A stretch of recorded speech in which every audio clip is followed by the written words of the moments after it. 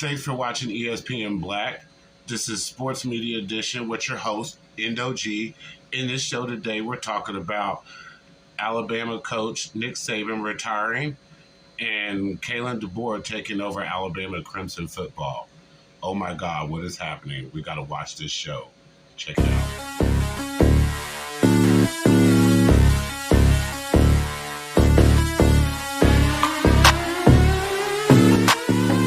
Welcome back to ESPN Black. This is Sports Talk Media Edition with your host, Indo G.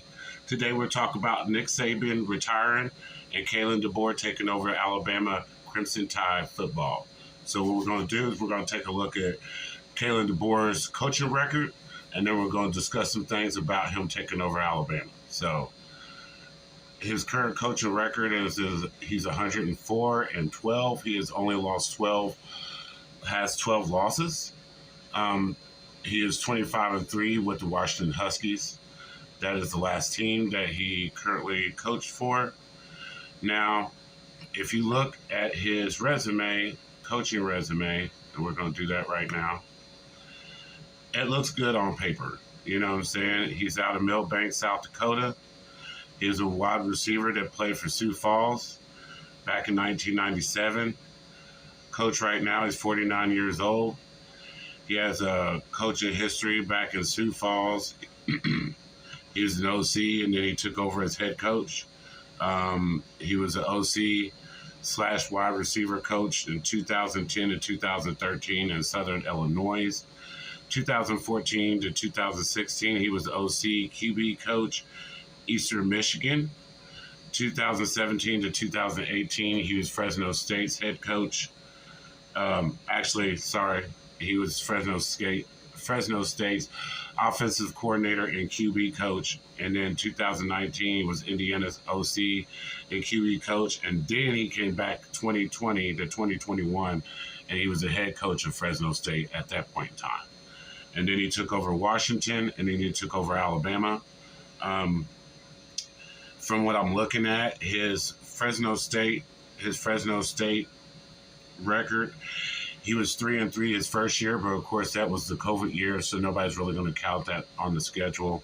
9-3 the second year. He did have big victories over UCLA and San Diego State, but he did make it to the New Mexico Bowl, but was defeated by UTEP. So with that being said, I can say officially that he did have a good season at Washington, and Michael Penix is one of the best quarterbacks to play in the game at this time. So I want to say that with a good team and a good, a good coach, Washington was going to be where they were this year. They were going to make it into the playoffs. They were going to compete. All it takes is a good coach. Now, Alabama team, that's big shoes to step into. If you're thinking about Nick Saban in the last 5 years, in 2019, he went 11-2. 2020, he went 13-0. In 2021, 13-2. 2022, he went 11-2. And then last year, this past season, he went 12-2. So Nick Saban hasn't won a national championship since back in 2020. So Alabama has not won a national championship in the last 3 years. And with that being said, since Nick Saban has been coaching at Alabama, he has won a national championship for every what's the word am I looking for? Every class that's graduated. So every 4 years, there's been a class that's won a national championship. This year would be the first year that Alabama has a full class that's made it from freshman to senior year without winning a national championship. And that's saying a lot.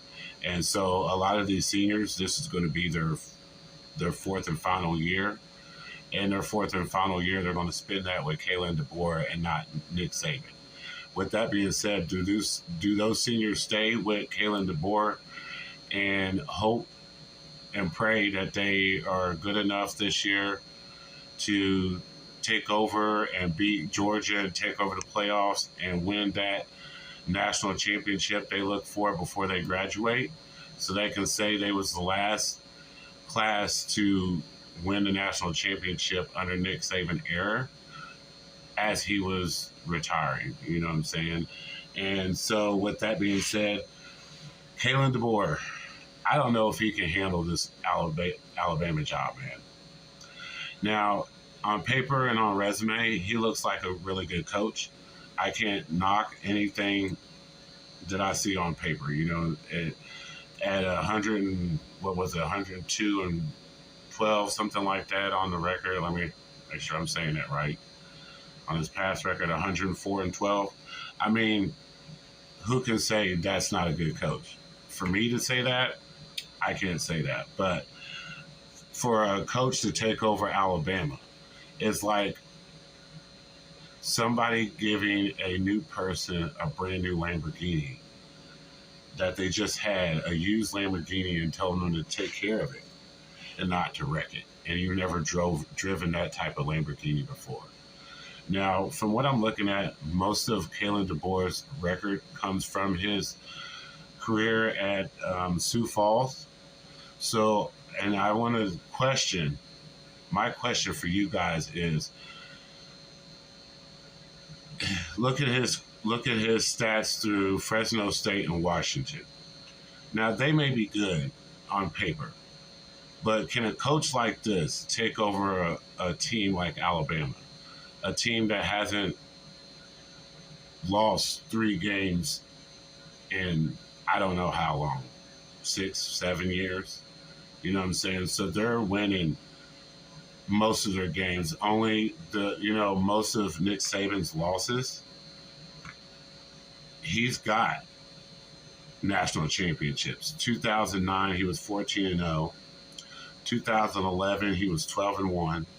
2012, he was 13-1. 2015, he was 14-1. 2017, he was 13-1. And 2020, he was 13-0. Now, those are all the years that he won national championships. So 4 out of the 6 national championships that he has, he won with 1 loss. So that means he took 1 loss and he came back and he showed the world that Alabama was still the team to defeat. So I'm questioning, can Kalen Deboer do the same thing that Nick Saban does? Can he bring that fire, that passion that's going to drive Alabama to win? In this video, I'm going to put a little bit of clipping after I get done talking about a clip with the interview for him talking to the reporters in Alabama. One reporter did say that the students were giving him 3 games to show that he's going to be a good coach. And that says a lot. 3 games and only 3 games. Now, we're not talking about all the fans. We're talking about the students are saying 3 games. So the students know what they're looking for. And my question is, can Kalen Deboer handle coaching Alabama Crimson Tide when he is constantly going to be in that hot seat? I don't know that he will make it past 3 years at Alabama if he can't show that he can compete for the national championship each and every year. Even one stat that Nick Saban has over Kirby Smart is that even if Kirby Smart has beaten him that season, if they meet again, Nick Saban always wins the second time. And I don't think that Kalen Deboer is that caliber of coach that he can face Kirby Smart year after year and not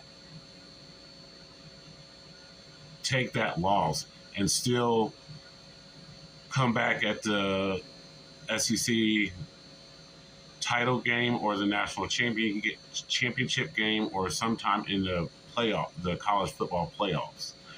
And if they can compete against Kirby Smart twice in the same season and win the second matchup after losing the first time. And my other reasons are we have teams like Texas and Oklahoma that are entering into the SEC. Texas, Sarkisian is a great coach. Drinkwitz, great coach. Kirby Smart, great coach. Lane Kiffin down in Ole Miss is a great coach.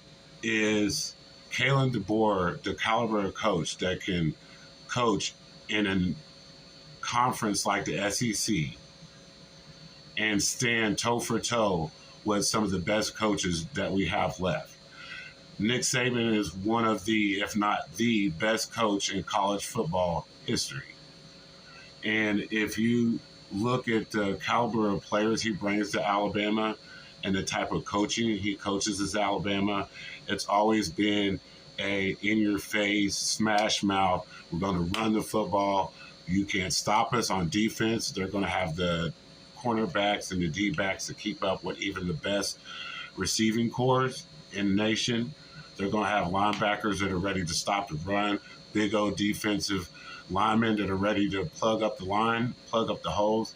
They're always known for having a good quarterback.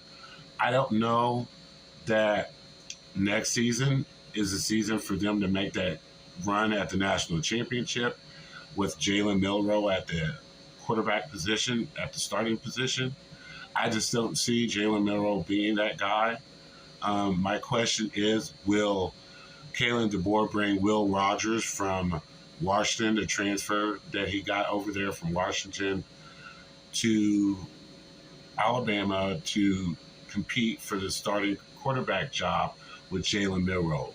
Now, I know people may say Will Rogers last season wasn't very good at all, but if you look at his sophomore, I think it's his sophomore junior stats, which would be his 21-22 season, he had over 3,000 yards passing. If you look at those stats, I don't know what the stats are right offhand, but if you go back and look at Will Rogers and look at his stats, and you tell me if he's a better quarterback than Jalen Milroe and if he could possibly compete for that starting job.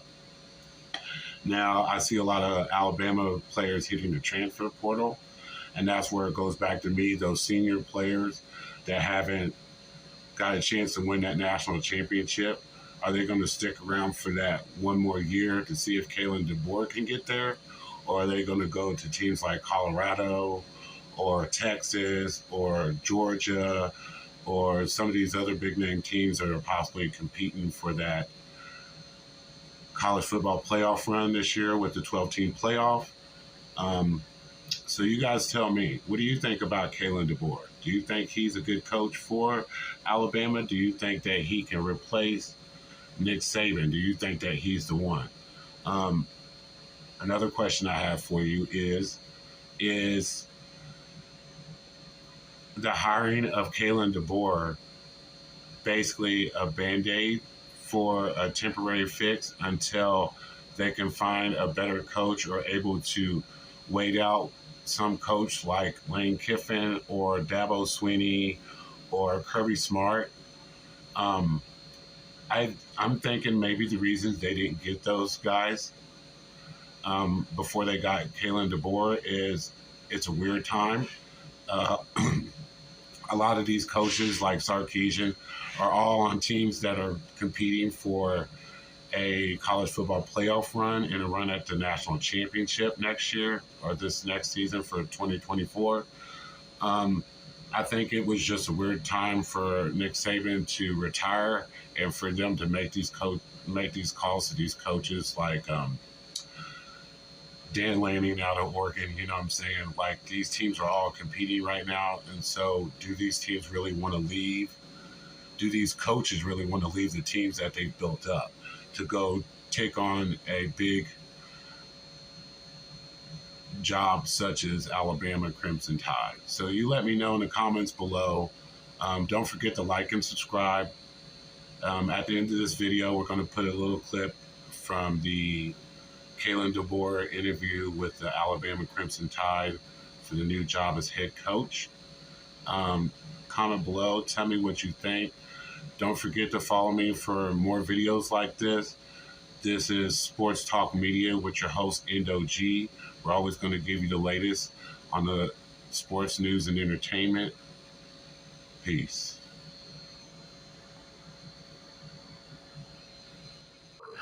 enjoying the moment and just loving football, loving the pureness of the game, loving being a teammate. And so if I went back to those days, it would have never been in my mind. I mean, coaching, I think, is something I knew I wanted to do. And I loved high school coach. I did for 2 years. I thought I saw myself doing that forever. I got sucked into the college football world, and here we are. But, it's just special. It means a lot that people entrust me with the players, their lives. Like Greg said it, I hope that parents are seeing myself and this staff as people who they want their sons to play for, because that's the way I look at it. If you saw, my daughter's 18 and going to be going to college next year, and I think when you have kids of your own, you have a perspective that is kind of focused on all of that, and I can't wait to provide an environment where these guys are having one of the greatest times of their lives. Hello, Coach. Pat Duggins, Alabama Public Radio and NPR. Welcome to Tuscaloosa. Everybody in the room here knows that it took Coach Saban a couple of seasons to come up to speed before he started, winning championships and such. I've spoken to students, and these are young people, mind you, who say they're going to give you 3 games. Can you talk about that pressure and dealing with it? I got 3. Okay, I was making sure I had that many. Here's the thing. I'm going to ask our guys to bring their best energy, attitude, and effort. I'm going to ask my staff to bring their best energy, attitude, and effort. I'm going to ask myself, and I hope that's what they ask of me, and that's all they're asking me. We bring our best energy, attitude, and effort. We got to work. We got to be smart. We got to have very skilled people, whether it's players, whether it's staff.